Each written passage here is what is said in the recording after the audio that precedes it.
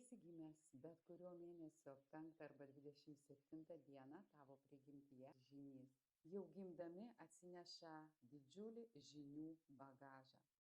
Dar vaikystėje bus svarbu autoritetai, ypač tėčio pavyzdys. Yra du tipai žmonių. Vieni mokosi visą gyvenimą, nes jiems atrodo, kad tai, ką jie žino, dar vis negana. Kiti nelinkę nieko mokytis, nes jie turi prigimtinį žinojimą.